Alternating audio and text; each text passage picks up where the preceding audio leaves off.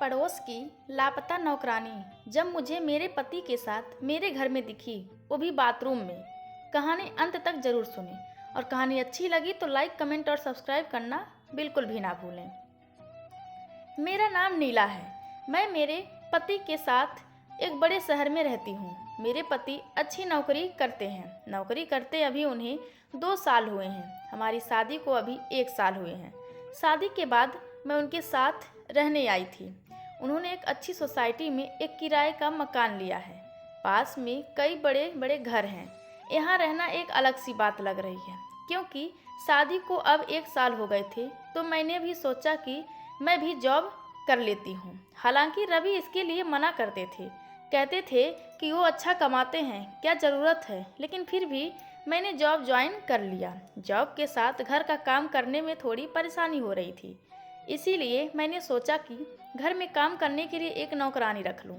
लेकिन बड़े शहरों में अच्छा काम करने वाली का मिलना ज़्यादा मुश्किल होता है। इतनी जल्दी किसी पर विश्वास भी नहीं किया जा सकता।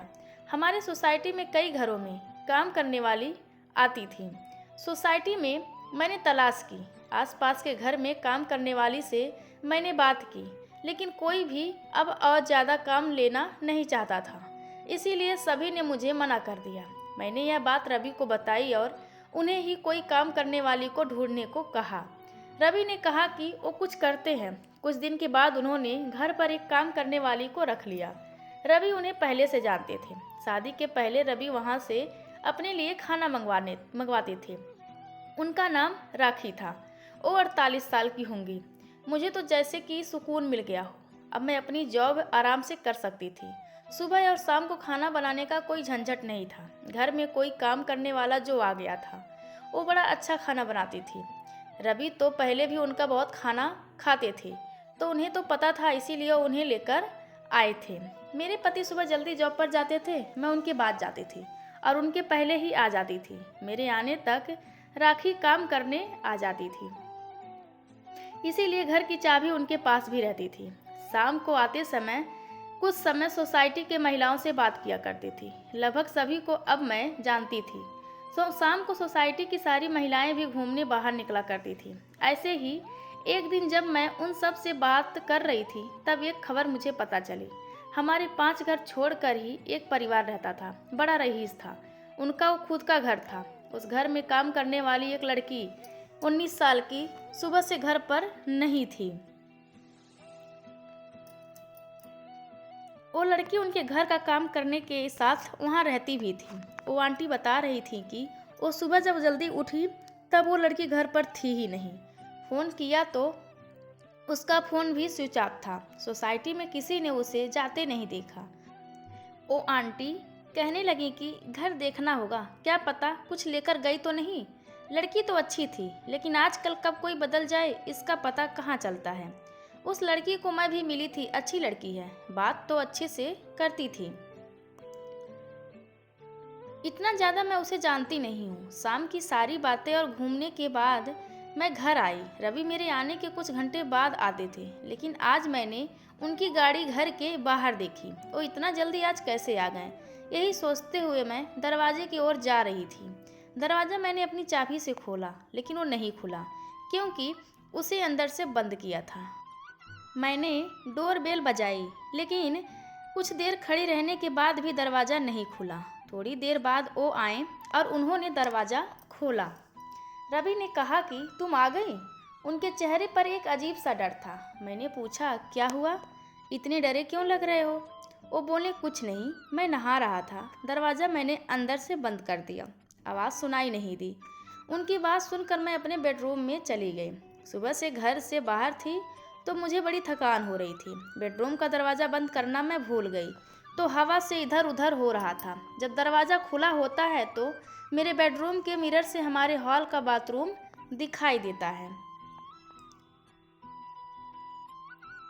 मैं मिरर के आगे खड़ी होकर अपना मेकअप निकाल रही थी कि मुझे वो लड़की मिरर में दिखी, वो भी हमारे हॉल के बाथरूम में। रवि भी उस बाथरूम में घुसा जिसमें वो लड़की पहले से ही थी। यह सब मैंने क्या देखा, मुझे यकीन नहीं हुआ। इतना दिखने के बाद मेरे बेडरूम का दरवाज़ा बंद हो गया हवा से। मुझे अब बाहर का कुछ दिखाई नहीं दे रहा था। मैं अपना सर पकड़कर अपने बिस्तर पर बैठ गई। मैं सोच रही थी बाहर जाकर देखूं और जो भी मैंने देखा वो सब गलत हो। मैं धीरे धीरे अपना बेडरूम का दरवाज़ा खोलने के लिए गई। मैंने दरवाज़ा खोला तो बाथरूम का दरवाज़ा तो खुला था। रवि और वो लड़की दोनों ही वहाँ नहीं थे। मेरी स्थिति उस समय क्या थी मैं बता भी नहीं सकती। मैं यह सोच रही थी कि रवि उस लड़की को कैसे जानता है। वो लड़की जब मैं यहाँ नहीं थी तब रवि के साथ क्या कर रही थी और अब रवि उसे लेकर कहाँ गया है। मैंने सोचा कि मैं रवि को फ़ोन करूँ। मैंने उसी समय फ़ोन किया। रवि ने कुछ देर बाद फ़ोन उठाया। मेरे कुछ पूछने के पहले ही रवि ने कहा कि मुझे कुछ काम आ गया है, बस थोड़ी देर में आता हूँ। इतना कहकर रवि ने फ़ोन काट दिया। वो मुझसे झूठ बोल रहा था। आखिर ऐसा क्या कर रहा था जो उसे मुझसे झूठ बोलना पड़ रहा था। मैं अपने आंसू रोक रही थी। अपने दिल को समझा रही थी कि रवि से बैठकर एक बार बात कर ले। अभी से कुछ भी मत सोच, शायद कुछ और बात होगी। लेकिन फिर यही ख्याल आता कि आईने में मैंने उसे देखा। थोड़ी देर बाद हमारी काम वाली राखी भी आई गई। उसने मुझे इस तरह चिंता में देखा तो पूछा कि मैडम क्या हुआ। मैंने उससे कुछ नहीं कहा और अपने कमरे में चली गई। रवि करीब 2 घंटे के बाद घर आए। उनकी शक्ल देखने पर मुझे गुस्सा आ रहा था। मैंने पूछा कि कहाँ गए थे। वो बोले ऐसे ही कुछ काम आ गया था। वो फिर मुझसे झूठ बोल रहे थे। मुझे बहुत गुस्सा आया, लेकिन मैंने अपने गुस्से पर काबू किया क्योंकि घर में राखी थी। मैं नहीं चाहती थी कि यह बात बाहर जाए। मैंने सोचा कि रात में इस बारे में रवि से बात करूंगी। हम लोग दोनों खाने के लिए टेबल पर बैठे थे। राखी खाना लगा रही थी। खाना लगाने के बाद राखी बोली कि साहब बहुत अच्छा काम किया आज आपने। रवि बोले कि थोड़ा और लेट होते तो बस छूट जाती, इसीलिए मैं आते ही चला गया। मैंने पूछा क्या बात हो रही है। राखी बोली कि मैडम वो लड़की थी यहाँ पड़ोस में, उनके यहाँ काम करती थी और रहती थी। मैंने उनकी बात काटते हुए कहा हाँ सोसाइटी में सुबह से नहीं है, कहाँ है। राखी ने फिर कुछ ऐसा बताया जो मैंने सोचा भी नहीं था। राखी ने कहा कि वो छोटे गांव की है। घर की हालात ठीक ना होने के कारण उसे यहाँ काम करना पड़ रहा था। लड़की अपने घर जाना चाहती थी, लेकिन उस घर की मालकिन उसे जाने नहीं दे रही थी। उसे पैसे भी नहीं दे रही थी। उस घर में दिन रात उसे 8 लोगों का काम करना पड़ता था। जब वो काम पर लगी थी तब सिर्फ 2 ही लोग थे, लेकिन थोड़े दिन बाद 8 लोग आ गए, उन्हीं के परिवार के। उसने काम छोड़ने और जाने को कहा तो उन्होंने उसे कहा कि तुम नहीं जा सकती जब तक हमें कोई और दूसरी काम करने वाली नहीं मिलती। उसके पैसे भी नहीं दिए। काम करने वाली मिलना मुश्किल है, वो भी इतने बड़े परिवार के लिए। वो कैसे भी यहाँ से निकलना चाहती थी। उस घर की मालकिन उस पर नज़र रखती थी। उसकी हालत के बारे में मुझे पता चला। वो उस दिन सुबह आपके जाने के बाद यहाँ आ गई थी। आप लोग गए तब भी वो यहीं थी, बहुत रो रही थी। मैंने साहब को सारी बात बताई। अभी आपसे ज़्यादा मैं साहब को जानती हूँ, इसीलिए मैंने आपको नहीं उन्हें बताया, उसकी मदद करने को कहा।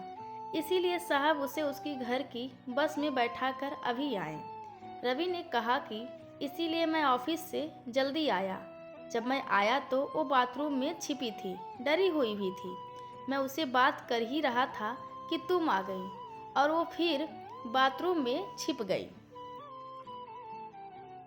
इतना सब जल्दी में हो गया कि तुम्हें बताने का समय ही नहीं मिला और मैं उसे लेकर बस अड्डे चला गया। तुम्हारा फ़ोन आया तो मैंने सोचा कि घर जाकर आराम से सारी बात बताऊंगा।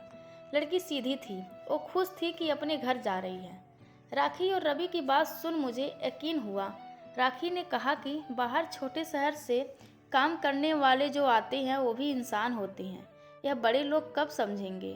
अपने स्वार्थ के लिए उसे रख रखा था। उसकी बात सोचने लायक थी। इसी के साथ ही मेरे दिल ने एक तसल्ली भरी सांस ली। मैंने मेरे पति को कितना गलत समझा। उसने एक सीधी लड़की की मदद की। मैंने राखी को कहा कि अगर अब कभी भी तुम्हें ऐसा कोई और दिखाई दे तो तुम मुझे बेफिक्र होकर कह सकती हो। हम इंसान हैं, सभी अपना जीवन अपने हिसाब से जीने का हक रखते हैं। आपको यह कहानी कैसी लगी कमेंट करके हमें ज़रूर बताएं। इसी तरह की अच्छी कहानियाँ आप यहाँ सुन सकते हैं। हमें प्यार और सपोर्ट करते रहिए। धन्यवाद।